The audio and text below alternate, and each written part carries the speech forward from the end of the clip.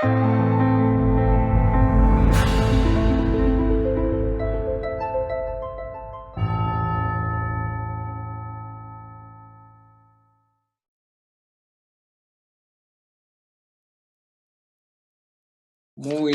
buenas noches, bienvenido al cierre de este ciclo a Patrimonio Vivo, que este mes de agosto lo hemos dedicado al teatro chileno, y hoy día tendremos el cierre con un gran invitado, un hombre conocido en lo que es el ambiente teatral chileno y latinoamericano, que es don Héctor Noguera. Muy buenas noches, Héctor, ¿cómo estás? Buenas noches, Alex, muchas gracias por tu invitación. Muchas gracias. Gracias a ti por aceptarla y permitirnos hablar un poco de esta visión retrospectiva un poco sobre lo que ha sido tu trabajo en el teatro. Muy bien. Antes voy a hacer una presentación biográfica para el público más desinformado, o para ir recordando ya parte de tu trayectoria. Héctor Noguera nace en Santiago, es actor, director, pero también un destacado académico chileno. Debutó como actor de fotonovelas en la década del 60, y en esa misma década también actúa en la destacada película de Miguel Litín, El Chacal de Nahuel Toro. La mayor parte de su trabajo teatral como actor y director lo desarrolló en el Teatro de la Universidad Católica de Chile, y a fines de los 90 funda el Teatro Camino, que es uno de sus grandes proyectos personales y familiares también. Ha realizado más de 100 estrenos y ha recorrido distintos países de América y Europa con su repertorio. Formó parte de distintas compañías, por nombrar las más destacadas: Ictus, el Teatro de Comediantes y el Teatro Q. También posee una exitosa trayectoria televisiva, logrando gran popularidad por sus personajes en Sucupira, Oro Verde, Romané, Pampa Ilusión y Machos, compartiendo actuaciones protagónicas con Delfina Guzmán, con Claudia Di Girolamo y Liliana Ross. En 2006, Por Chile Elige, alcanza la categoría de segundo mejor actor chileno de todos los tiempos. Su trayectoria académica ha estado vinculada principalmente a la Universidad Católica y a la Universidad Mayor. Desde 1991 es miembro de número de la Academia Chilena de Bellas Artes, y en el año 2015 recibe el reconocimiento de distinguirlo con el Premio Nacional de Artes de la Representación y Audiovisuales. Muy buenas noches, Héctor. Muy buenas noches, Alex. Gracias por tu presentación. Y lo primero que antes de entrar a una visión más personal de tu biografía, podríamos partir contándonos: hoy día estás en una sala de teatro, estás ahí y estás porque vienes de un ensayo. Sí, cuéntanos un poco. Estamos ensayando un reestreno de La Pérgola de las Flores para el día 9 de este mes en el Teatro Municipal de Las Condes. Es una producción de GAM y también de la Municipalidad de Las Condes, del teatro. Y esta obra, como yo creo que es la obra más conocida que hay en Chile, se escribió se estrenó en el año 1960, 61, 60 creo. La autora es Isidora Aguirre y las canciones son de Francisco Flores del Campo. Y esta obra se estrenó en el teatro, como te decía, del ensayo, y fue un éxito inmediato desde el primer día. Se agotaron las entradas, se estrenó en el Teatro Camilo Enríquez y se mantuvo durante años presentándose no siempre con el mismo elenco, sino que hubo variaciones en el elenco, pero duró muchos años. Yo diría que se dio 7, 8, quizás 10 años. Y después esta misma obra se ha repetido en muchas ocasiones, no ya de manera profesional, pero sí en centros laborales, en universidades, en institutos educacionales, en colegios, liceos, etc. Es una obra que permanente se está dando. Es una obra que muchísimos chilenos y chilenas conocen porque han actuado en ella, siendo niños o siendo niñas desde que eran chicos, desde que eran jóvenes o adolescentes. Entonces es una obra que la mayoría de los chilenos realmente conocen. En esta oportunidad se estrenó el GAM, el Centro de Gabriela Mistral, reestrenó esta obra antes de la pandemia, y bueno, se suspendieron después las funciones por la pandemia, y ahora ya se ha vuelto a retomar. Vamos a realizar este grupo de funciones, que no son muchas, son 8 funciones en el Teatro Municipal de Las Condes. Y en este caso, yo a mí fui designado como director de la obra.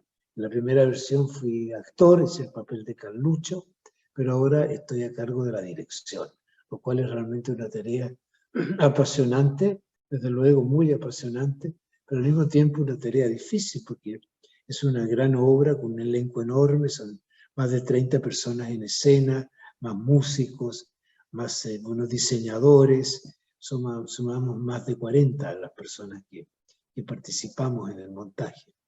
Entonces estar a cargo de todo eso no es menor, pero lo hago muy feliz porque conozco la obra mucho, porque la hice durante años cuando era joven, y ahora, claro, ya me toca ser el director.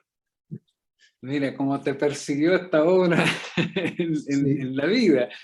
Además, esta es una obra que tuvo muchas giras, ¿no? Giró mucho por muchos países, pues giró por Europa. Esta fue la primera vez que un teatro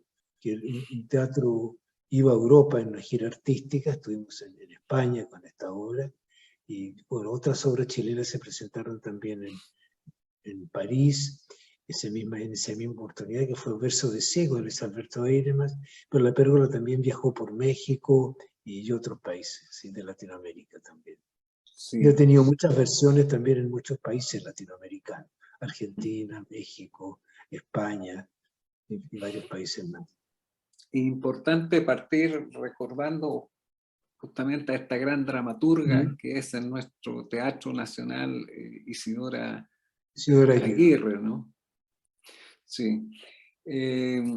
Héctor,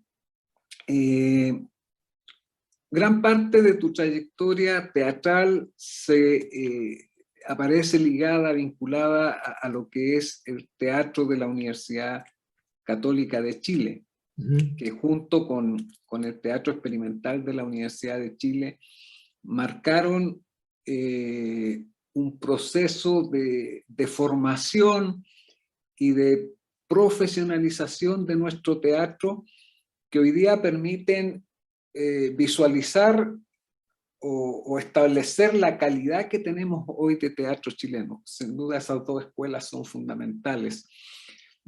Cuéntanos un poco de tu permanencia en este teatro que es parte de tu vida, ¿no? Sí. Bueno, yo creo que las universidades hicieron un gran cambio en la actividad teatral. Existía la profesión desde antes, existían grandes profesionales, Rafael Fontaura, Alejandro Flores, Olvido Leguía, Lucho Córdoba, Américo Vargas y varios otros, ¿verdad? Existía la profesión, yo decía, tiempo, desde hacía muchos años. Pero sí los teatros universitarios trajeron una visión distinta del teatro, más con un concepto de compañía, más con un concepto de grupo que de figuras.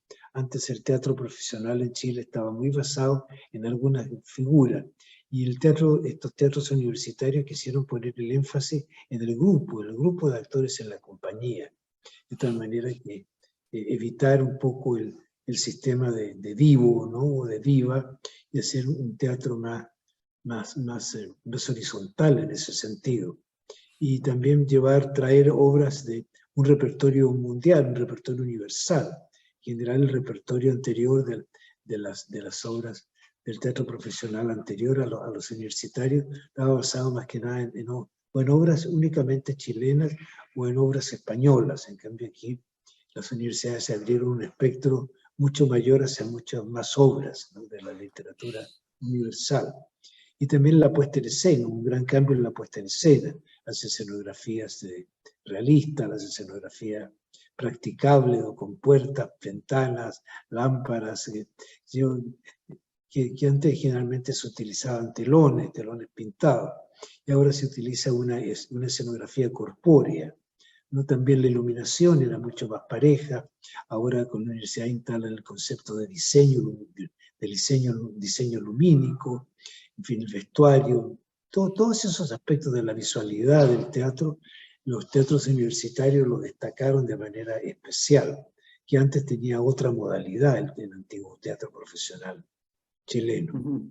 Entonces era más heredero de la tradición española, del sainete, ¿verdad?, y de la comedia, y ahora en los teatros universitarios establecieron un teatro en que el drama era más destacado que los otros géneros, pero de todas maneras diversidad de obra.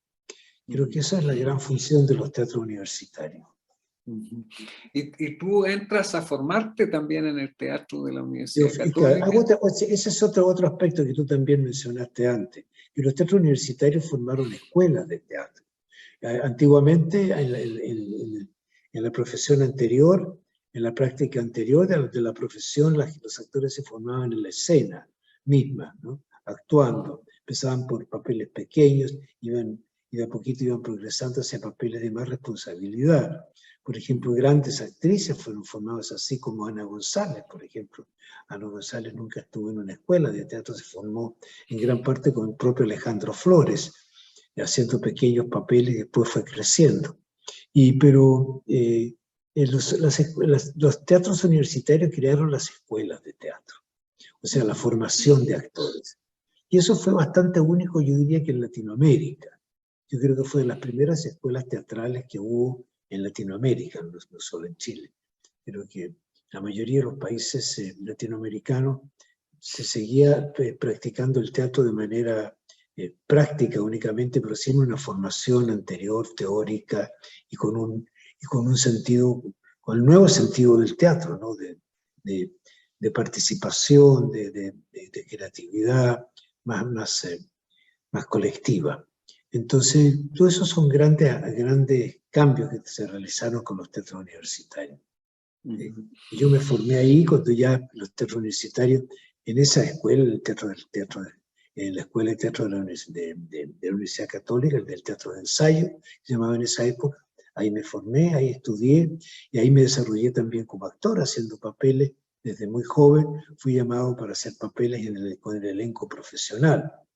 De tal manera que a mí, por ejemplo, siguiendo con la Pérgola de las Flores, tuve la oportunidad de compartir el escenario con figuras importantísimas, ¿no?, como Silvia Piñeiro, Ana González, Justo Ugarte, Mario Montilla, Maruja Cifuentes, Elena Moreno, Nelly Meruane y muchos otros, que en realidad también fueron una escuela importante. El solo hecho de compartir con ellos la experiencia teatral, eso para mí fue fundamental, tanto o más que la escuela misma, ¿no?, a la que también entré a estudiar, la Escuela de Teatro de la Universidad Católica.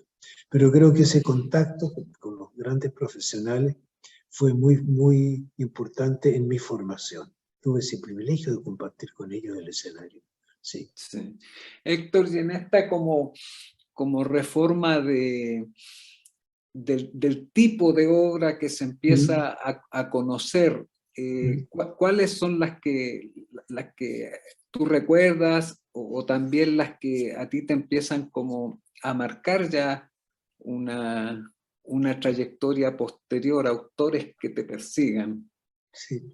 Bueno, yo tengo un contacto con el teatro desde muy niño, porque yo tenía una prima que me llevaba siempre, algo mayor que yo, que me llevaba siempre al teatro desde muy niño, ¿no? Y después en el colegio también hice mucho teatro, gracias a nuestro profesor de castellano, como se llamaba en esa época, don Alfredo Peña, yo empecé muy prontamente a practicar el teatro desde el colegio. Y después seguí sencillamente, entré para la escuela de teatro y todo lo demás. Pero mi actividad partió ahí. Pero los autores, las obras, bueno, fíjate que hubo una obra, una producción chilena que a mí me provocó un impacto enorme, que fue Martín Rivas, y una versión de nuestra novela, de la novela de Alberto Blesgana. La vi siendo niño en el Teatro Municipal, me acuerdo, cuando todavía no existía el Teatro Camilo Enrique y los teatros universitarios se presentaban en el Teatro Municipal. Recuerdo haber visto esa producción, que era una gran producción, y eso me provocó un impacto enorme. Y después ya conocí otras obras también del repertorio universal, como las obras de Tennessee Williams, como El Sol de Cristal, y obras de Arthur Miller, como La muerte de un vendedor viajero, y fui conociendo, comencé a leer muchas obras también de esos autores, los autores norteamericanos, los autores europeos como Jean Giraudoux. También muy importante fue la visita de algunas compañías extranjeras a Chile. Por ejemplo, la compañía de Jean-Louis Barrault y Madeleine Renaud, y cuando era niño también los iba a ver al Municipal colgando de la galería, ¿verdad? Corríamos con mi amigo Claudio Bravo, que también le gustaba el teatro, él era un pintor, ya siendo muy joven, ya era un pintor de categoría. Bueno, corríamos juntos, salíamos de clase del Colegio San Ignacio, que quedaba relativamente cerca del Municipal, y corríamos muy rápidamente y llegábamos arriba subiendo las escaleras de la galería y le ganábamos a todos porque éramos más jóvenes y entonces más ágil. Estaba muy rápidamente arriba en galería. Y si no teníamos plata, buscábamos cómo colarnos. También era posible convencer al portero que nos dejara pasar, o lo que fuera, pero ver teatro y ver danza también, ¿no es cierto? Ver el ballet de Utov, fue muy importante, era un gran impacto ver La Mesa Verde, por ejemplo, obras así, ¿no es cierto?, de danza moderna, o grandes bailarinas clásicos como Tamara Tumanova.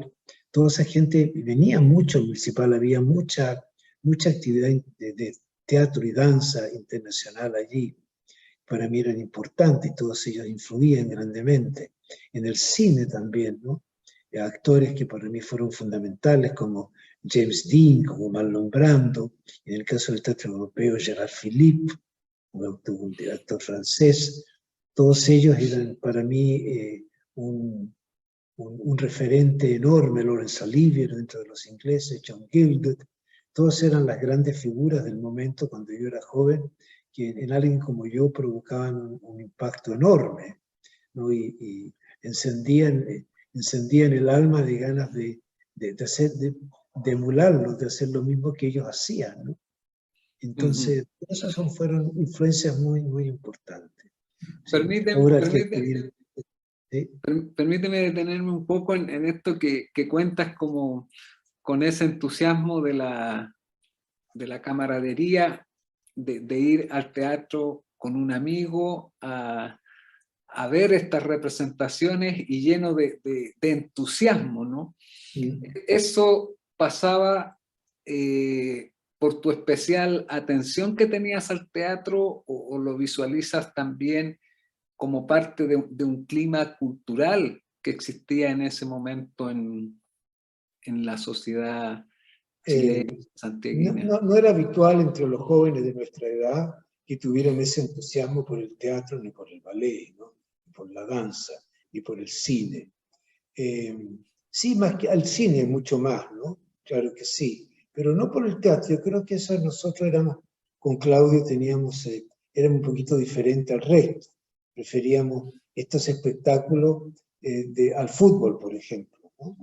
Mis compañeros más iban a ver fútbol y nosotros íbamos más a los teatros. Y entonces, claro, no era lo común, pero que, como tú dices, había un ambiente cultural, claro que sí, claro que lo había. Desde luego que sí. Y eso fue avanzando. Y ese crecimiento cultural avanzó hasta el momento del golpe de Estado. El golpe de Estado terminó con eso, o sea, abolió ese crecimiento artístico en Chile, en el cine, en el teatro, en la danza, en la literatura, en todo, ¿no? Fue un gran corte.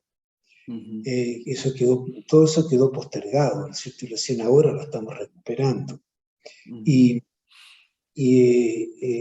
Pero no era lo habitual entre los jóvenes, pero sí nosotros teníamos ese entusiasmo y nos gustaba, eso sí, el grupo de teatro que fundó don Alfredo Peña en el colegio era grande, éramos hartos los que con mucho entusiasmo actuábamos en las obras que el mismo profesor escribía.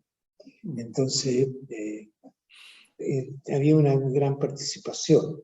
Había también un coro en el colegio, que también todos los domingos se daban películas en el colegio, asistíamos a ver las películas, escuchábamos el mismo coro del colegio con mucha atención, nos encantaba el coro, seguíamos a algunos compañeros artistas como Claudio Bravo, como Adolfo Huff, por ejemplo, después fue un gran pintor y también novelista y poeta, y bueno, seguíamos, era el ambiente en el que nosotros nos formamos. Sí, quiero permanecer un poco en esto del ambiente cultural, porque hace un rato tú señalabas que estas escuelas de teatro que había en Chile, en algún sentido, impactaron también lo que va a ser el teatro alrededor de Chile, en otros países latinoamericanos. Hace poco yo fui a un lanzamiento del libro de la importancia de Sieveking, por ejemplo, en Costa Rica, que fue inmensa, y los teatros chilenos en Costa Rica. Tú lograste ser parte también de ese movimiento que desde Chile empieza a colaborar de alguna manera en lo que va a ser el teatro latinoamericano. Sí, en esa época el teatro chileno tenía un prestigio muy especial dentro de lo que era la actividad teatral latinoamericana. Nosotros, el teatro chileno era muy bien considerado por todos los países.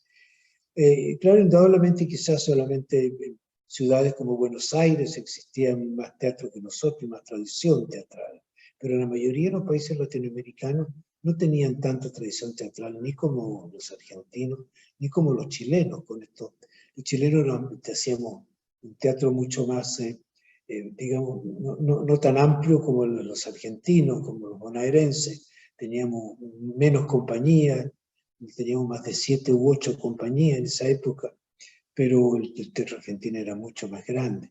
Pero sí teníamos gran prestigio con todo eso en Latinoamérica, sobre todo por Latinoamérica, sobre todo por las escuelas de teatro que fundamos nosotros. Teatro Universidad de Chile y Teatro Universidad Católica.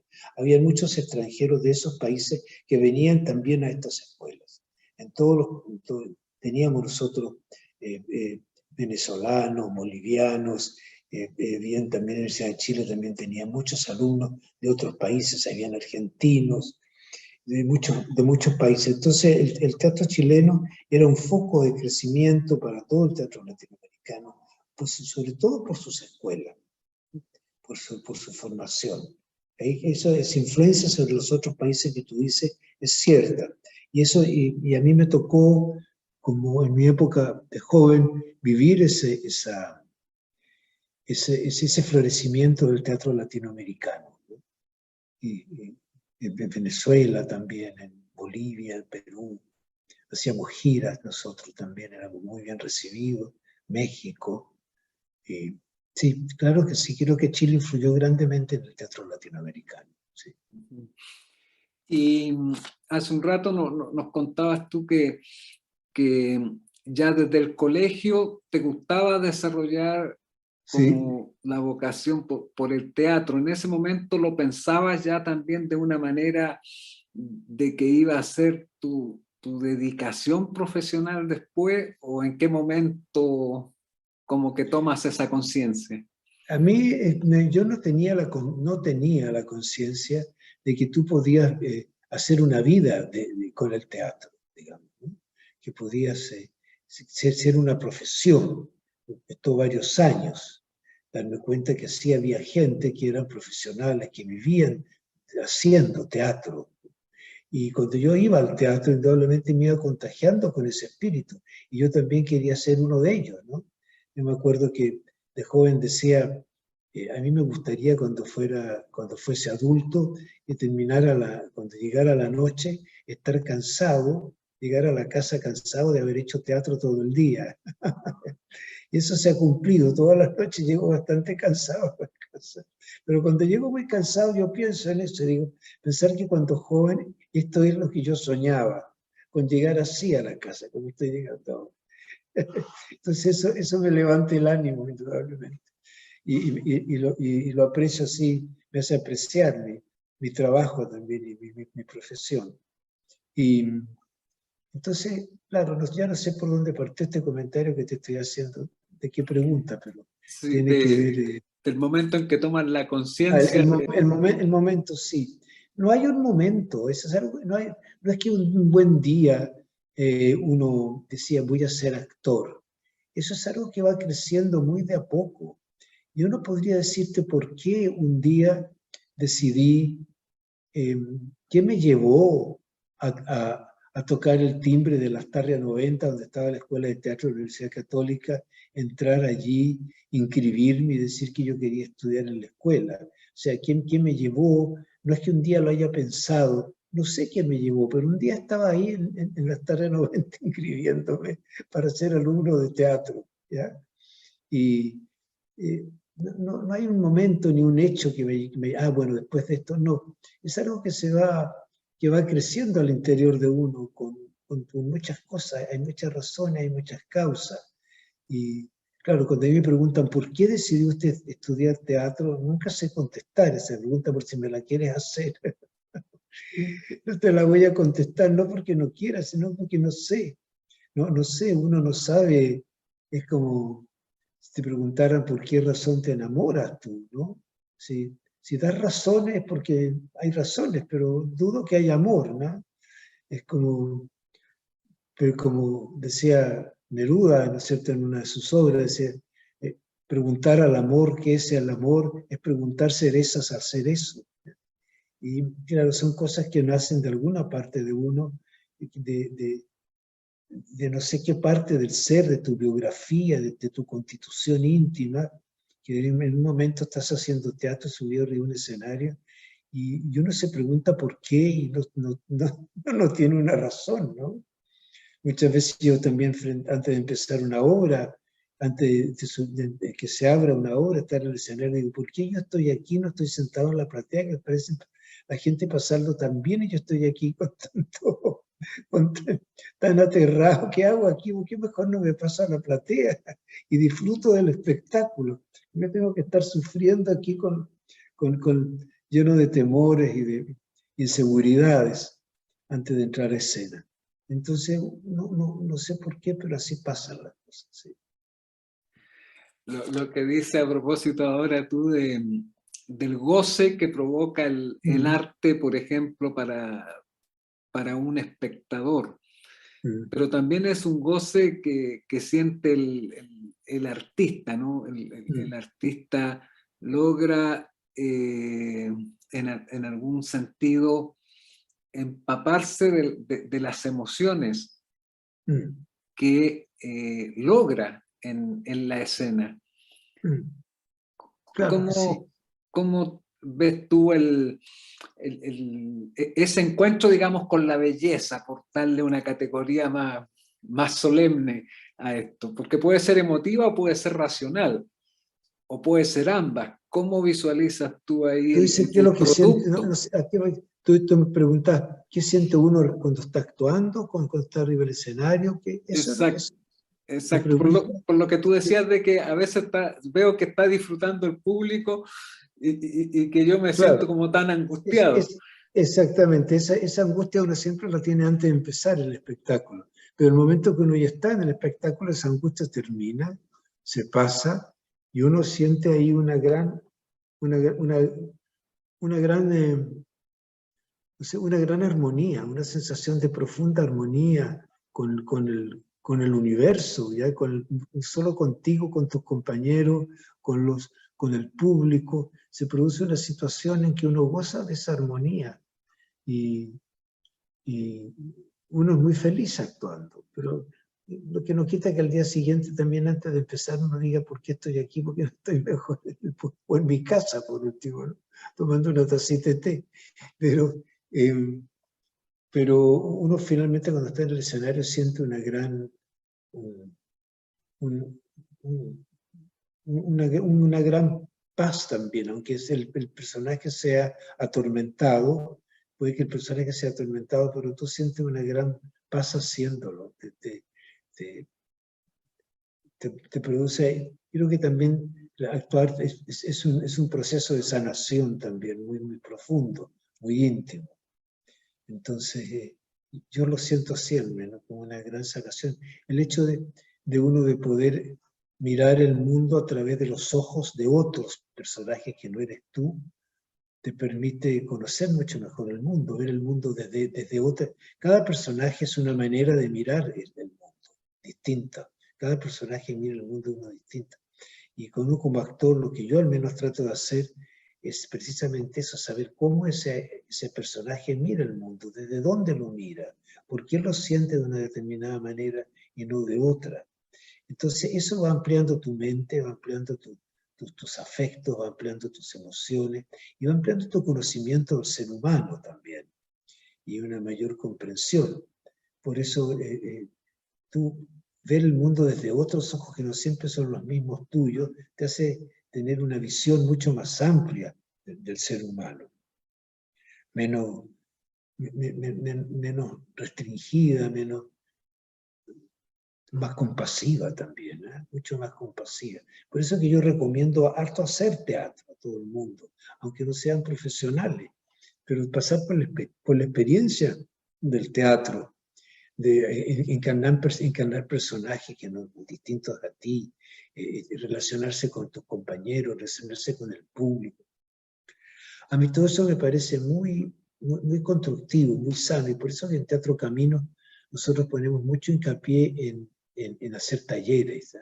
No necesariamente para formar profesionales, sino que para que la gente el teatro les sirva para vivir mejor, para crecer más, para ampliar su mente, para ampliar su visión, porque encarna diferentes miradas y eso te amplía tu ser, ¿no? Mucho, ya no tienes una mirada tan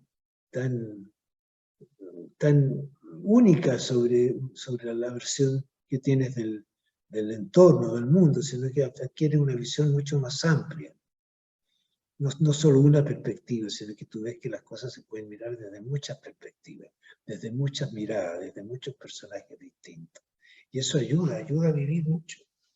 ¿Sí? Sí, a mí esto que señalas, que acabas de señalar, me interesa mucho, porque cuando trato de hablar con los estudiantes, el tema de la apreciación que puede haber del arte o de lo que el arte puede transmitirle al ser humano, es justamente que cuando uno logra compenetrarse con lo que el artista hace, es el ser el que queda trastocado. O sea, uno va a una obra de teatro y no sale como cuando llegó a sentarse, se para Eso es el ideal. distinto de la butaca, ¿no? Eso es lo que esperamos que pase.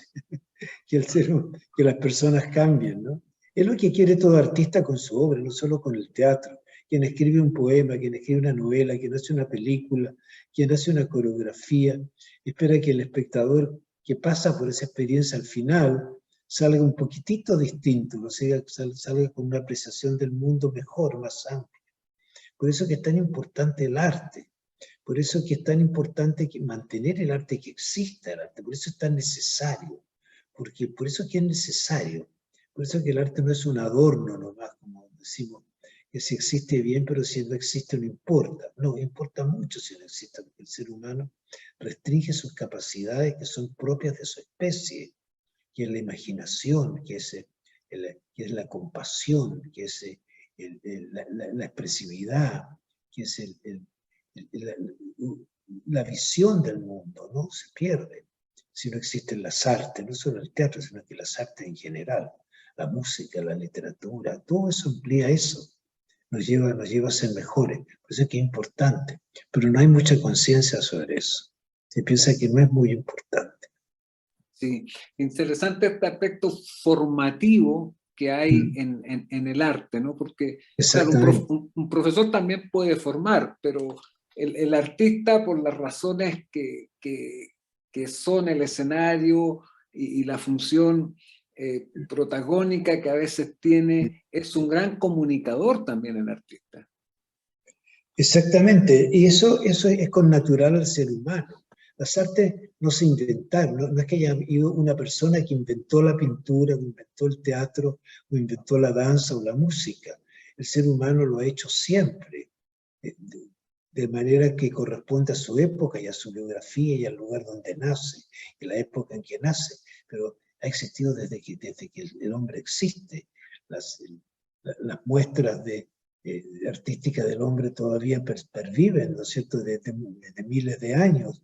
Todavía se están, digamos, en Chile mismo, cuando uno ve las montañas que están con eso, ¿verdad?, con esos jeroglíficos, ¿no es cierto?, con esas pinturas rupestres, son antiguas, eso es arte, es el ser humano que está ahí, que necesitó expresarse, algo están contando, algo querían comunicar, y también querían esa transformación de las personas, esa apertura de su visión. Entonces ha existido siempre. Eso está a prueba en los niños mismos. Un chiquito, antes de aprender a hablar, canta, ya hace ruidos, hace sonidos, experimenta con sonidos, antes de saber lo que significan las palabras. Finalmente termina diciendo palabras, ¿no? Y comienza de a poco a encontrar su significado. A veces por imitación, por imitar. Todo eso tiene que ver con el teatro. Todos los niños le pasan un lápiz y rayan algo, un papel, una muralla, lo que sea. Todos los niños cantan. Antes de aprender a cantar ya uno ve una guaguita y ya esboza sonidos, canto, solo, es una delicia escucharlos, ¿no? Y por eso es algo que es natural, es parte de la existencia humana. Por eso es necesario conservarlo, no perderlo. Cuando el ser humano, un sujeto cualquiera, ¿cierto?, logra tomar esta conciencia que acabas tú de decir, de que mi ser individual impacta a otro, que es el ser del colectivo, ¿no? Que afecta al colectivo, exactamente, claro. Pero ahí hay como una toma de conciencia en donde como que aprendemos a vivir el sentido de la vida. Así es. Imagínate tú la ventaja de poder ser capaz, que es propio de nuestra especie y no de otras especies, que es el hecho de imaginar. Imagínate que dejemos de imaginar.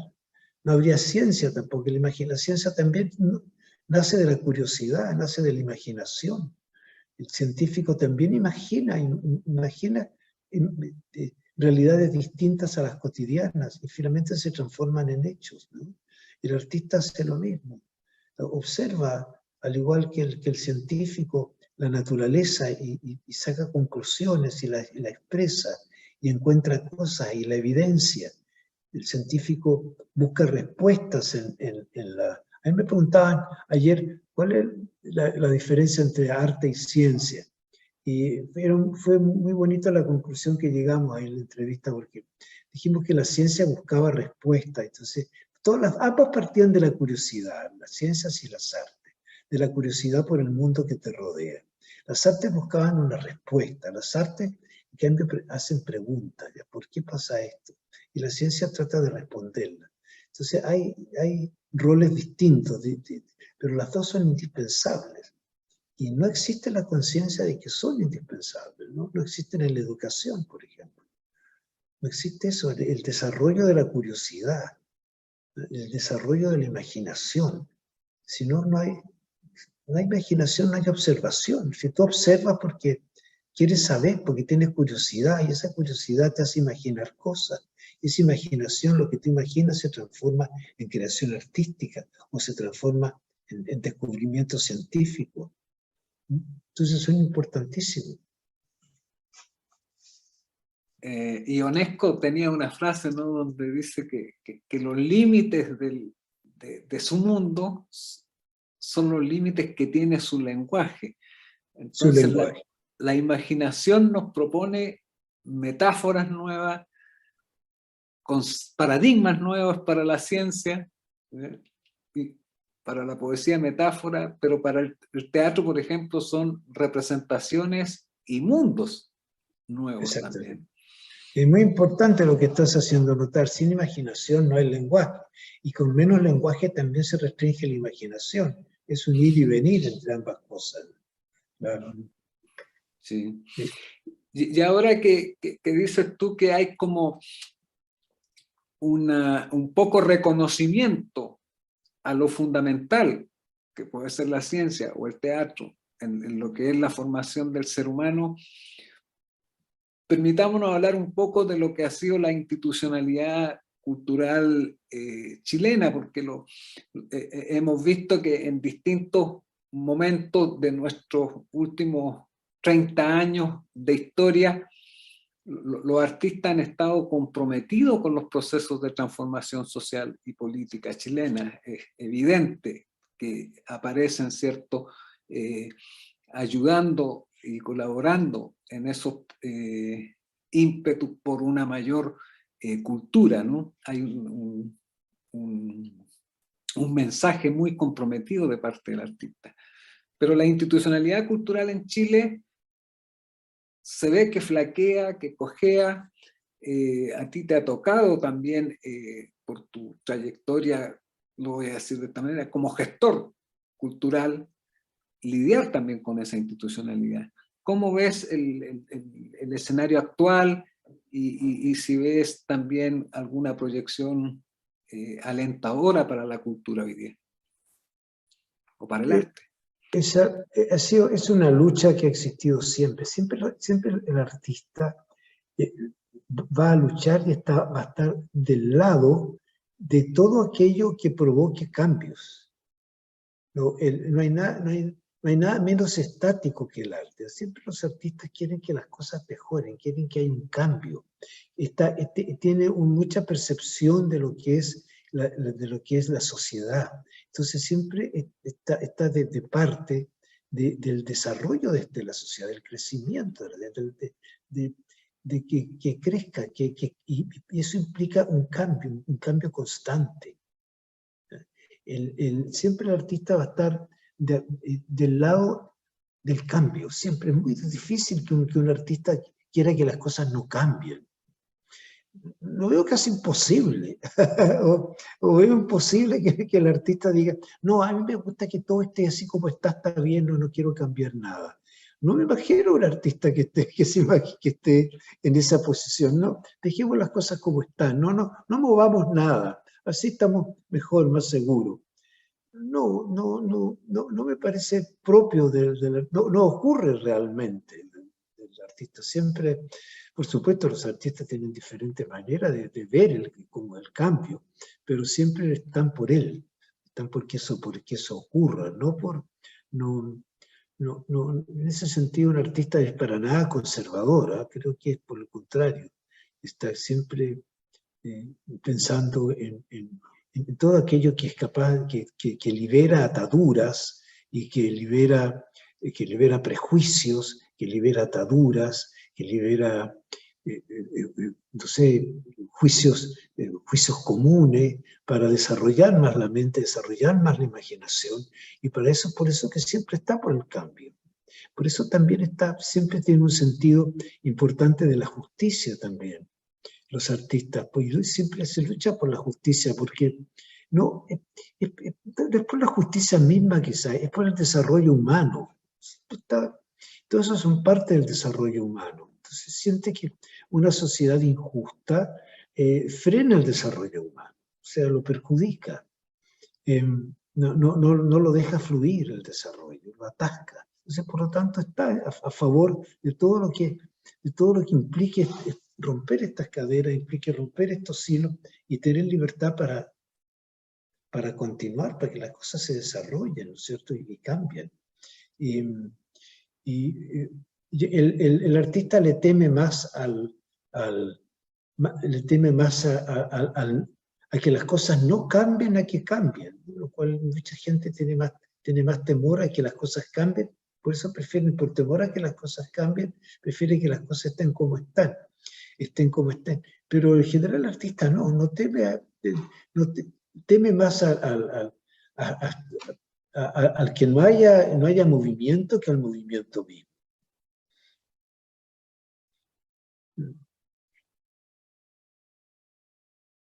Algo pasó con tu sonido, te fuiste, no te escucho.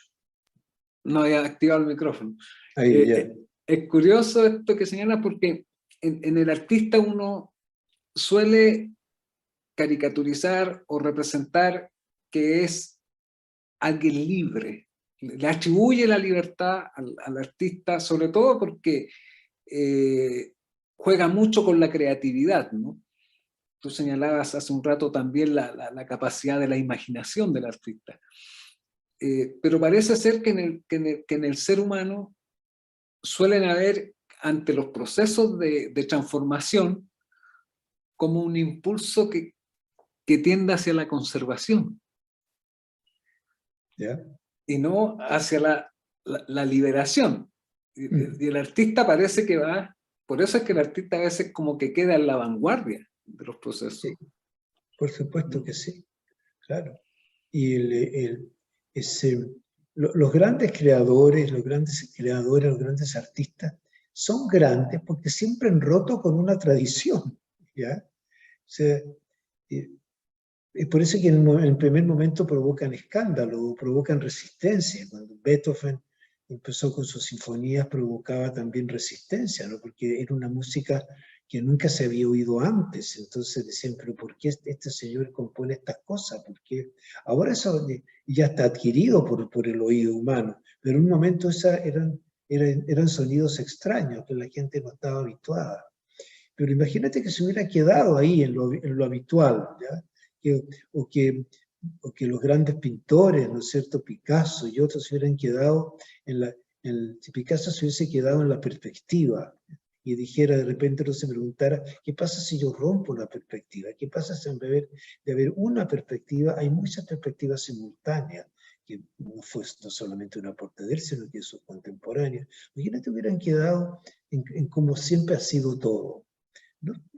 Sería terrible para la humanidad, ¿ya? Sería un estancamiento, y eso sí que hay que temerle, eso hay que tenerle susto, al estancamiento, no al desarrollo, creo yo.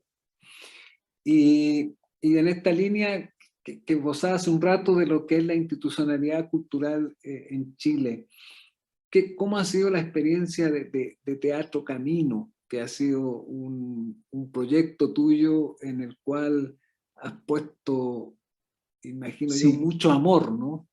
así es, así es. Bueno, una constante lucha también, precisamente por una cosa que quiere que te diga, es una lucha diaria, más que diaria, de momento a momento, ¿ya? Con una institucionalidad que siempre, que de repente te hace preguntas que el arte no sabe contestar, ¿no? Con una pregunta, por ejemplo, propia de la institucionalidad que dice, ¿qué impacto va a producir su obra en el público? Uno no tiene idea qué impacto va a producir, eso no se lo puede saber ningún artista, eso no tiene respuesta. Si yo trabajo para un impacto determinado, estoy frenando mi creatividad, estoy frenando mi imaginación, tengo que pensar en el resultado. Cuando yo parto creando algo, una obra de teatro, alguien escribe una música o escribe una novela, está pensando indudablemente quiere cambiar, que quiere provocar un impacto, desde luego que sí. No es que no importe el impacto, por supuesto que importa, a todos nos importa mucho, qué es lo que va a producir nuestro trabajo, pero no un impacto que tú puedas medir en número, es inmedible, ¿no? Tú comprendes que cuando Nijinsky decidió que por qué había que bailar en base a 4 posturas, ¿por qué no se puede bailar con los pies paralelos? La gente dijo, pero a este señor se le olvidó cómo se baila. No, no es que se haya olvidado cómo se baila, sencillamente probó una cosa distinta, ¿ya? Y toda la danza contemporánea está basada, creo que fundamentalmente, en los pies paralelos, ¿no? Y no en las 4 posturas. Entonces, son cambios muy fuertes que la gente en un momento, y que la institucionalidad también se asusta con eso, incluso la institucionalidad cultural, ¿eh? también la cultura contemporánea, estos grandes creadores, también se escandaliza y dice, pero ¿cómo no es posible? Así no se hace música, así no se baila, así no se actúa, o así no se dibuja, así no se pinta, lo que sea. O se pregunta, pero ¿qué es esto? ¿Es pintura, es escultura, es teatro, es cine? ¿Qué es? Son respuestas que tampoco el artista sabe dar cuando está creando algo. Y no se le puede decir, mire, esto o es cine o no es cine.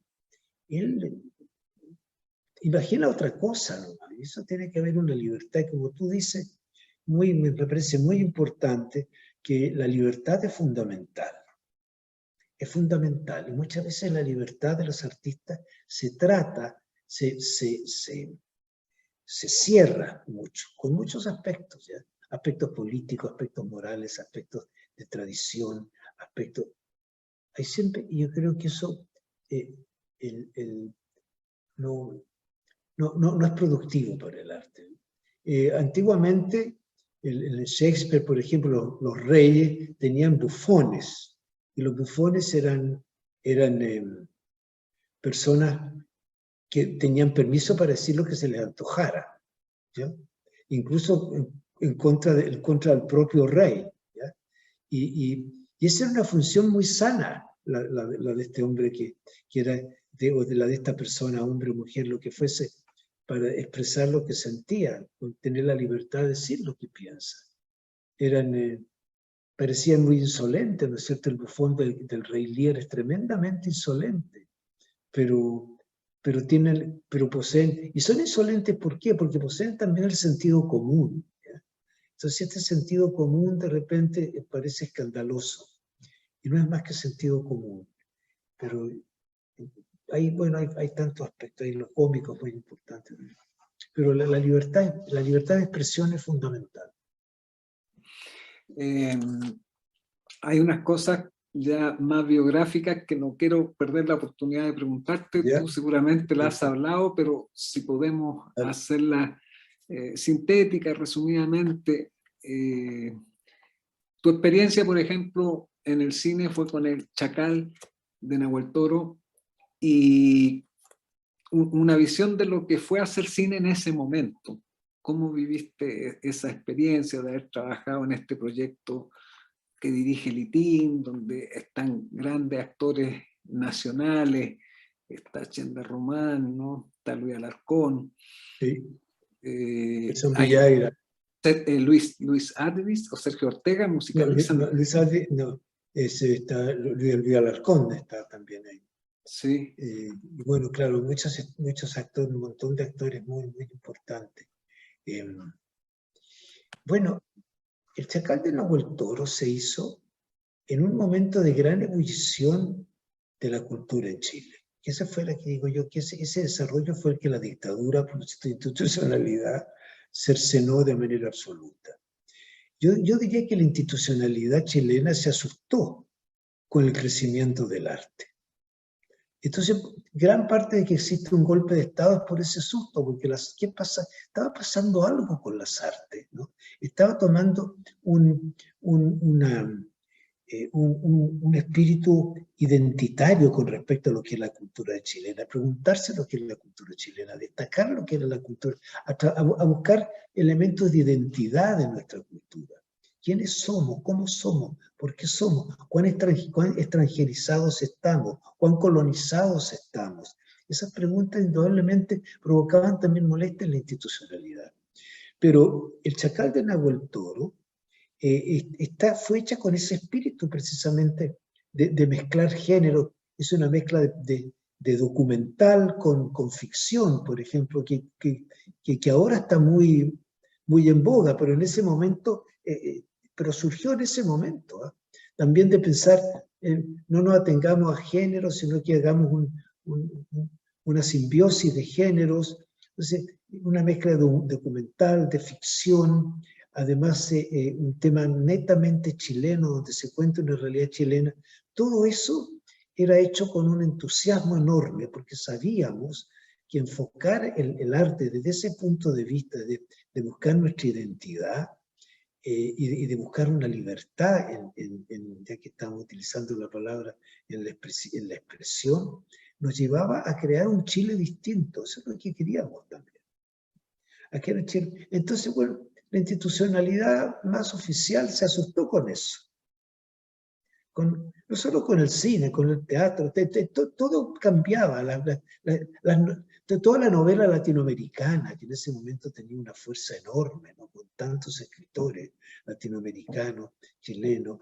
El cine latinoamericano, el cine brasilero, por ejemplo, comenzó también a tener en esa época del Chacán una fuerza enorme. Entonces, todas las artes tenían una bandera muy, muy vanguardista, que era el descubrir la propia identidad, descubrir la propia cultura, saber cuál es mi cultura. Y todo eso se tomaba con mucho entusiasmo. Y ese entusiasmo como que asustó a mucha gente, ¿no? Entonces se decidió cortar eso. Y porque de repente sentía que a lo mejor, que de alguna manera superaba su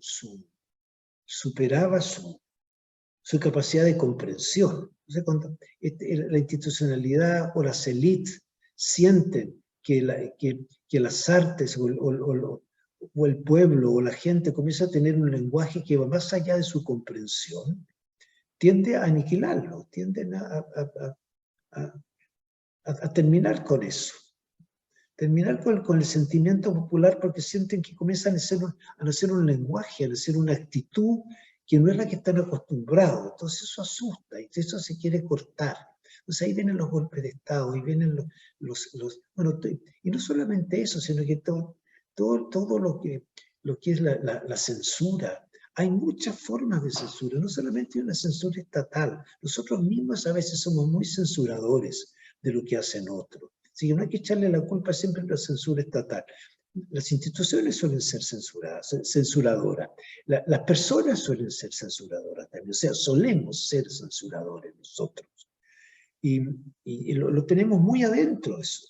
Y hay que ir limpiándonos de todo eso. Hay que ir limpiándonos de esa censura, y aceptar más también lo diferente, aceptar lo distinto. No queremos aceptar lo diferente. Y estamos bien con lo que piensan, con los que se parecen a nosotros, pero estamos mal con los que son diferentes a nosotros.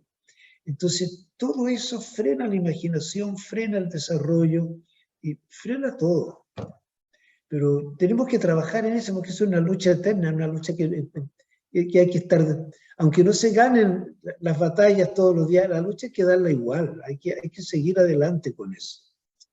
Sí, quiero enfatizar eso que señalas, como de que parece que estamos históricamente condenados hay procesos. Uno puede hacer una lectura de la historia de dos clases sociales que no se encuentran y que viven en una permanente imposición que se hace a partir de la cultura, ¿ya? Pero en que hay momentos en que lo popular logra como tener un aliento, ¿no? Y eso ha sido como cíclico en la historia de Chile. Algunos lo llaman la reoriginalización. Buscamos Claro que sí. el origen. Fíjate que, por ejemplo, ahora que tú me preguntaste por la pérgola de las flores al comienzo, la pérgola de las flores narra eso, narra a grupos sociales que constituyen la sociedad chilena, que cómo están en pugna. Y cómo desarrollan esta pugna en un tono de comedia musical, de humor, lo que quieras, pero cuenta eso, cuenta este desencuentro. Y Isidora Aguirre, claro, muchas veces personas toman la pérgola como un género, dice, por ser musical, un género menor, y no es así, es un género, como lo hace ella, tiene una enorme fuerza política también, ¿ya? En el sentido de tratar de ver cómo está constituida nuestra sociedad y cómo son las luchas de nuestra sociedad, en nuestra sociedad. Entonces, todo es por eso que las artes son tan importantes, porque te hacen reflexionar, pero hay que escucharlas, no hay que ponerse de antemano en contra o a favor, hay que simplemente escucharlas. Eso es muy importante. Creo que nos falta mucha escucha en Chile, que no nos escuchamos mucho. Y entendemos todo, y aquí me meto yo, desde luego que sé, en imponer nuestro criterio y no dialogar realmente, no escuchar a los demás. Cuando tú me estás hablando, yo ya estoy pensando en qué voy a responderte. Ya, antes de más ¿cómo? Pero a lo que tú ¿cómo me opongo a lo que tú me dices? ¿Con qué Claro, argumento? claro. Entonces, todo eso es difícil, una lucha constante, pero hay que darla. Tenemos que ir perfeccionándonos personalmente, cada uno de nosotros en Sí. eso. Una última pregunta, y ¿Ya? aquí puede ser lo breve que quieras, no quiero abusar de tu tiempo, pero me parece relevante porque tú lo señalaste hace un rato, volviendo a la historia del teatro en Chile, y marcaste esto de que aprendimos cómo hacer el trabajo en compañías de teatro. Bien, Y exacto. yo no he tenido invitado a la entrevista a nadie del Ictus, y tú también formaste parte de ese teatro. ¿Cómo fue tu experiencia con el Ictus? Fue magnífica porque ahí nosotros pusimos en práctica la creación colectiva. Nosotros estábamos acostumbrados a que había un director que decidía todo y uno acataba, pero ahí la experiencia de creación colectiva de Teatro Ictus fue muy enriquecedora porque al actor lo pone con una responsabilidad muy grande, que no es solo su papel, sino que es el colectivo. Eso se llama creación colectiva. Entonces, poner el énfasis en lo colectivo fue una gran escuela, una gran escuela. Así que yo agradezco mucho haber que se fue muy privilegiado haber pasado yo por esa etapa, haber vivido esa etapa de Ictus. Eso. Bien, te leo algunos saludos. Justamente el primero que te voy a leer tiene que ver con lo que acabas de decir, con lo de la escucha. Dice Ya. Mónica de Pablo, buenas tardes, un placer regalarse este rato de escuchar una conversación íntima con un invitado extraordinario como Héctor Noguera. Muchas gracias, qué amable.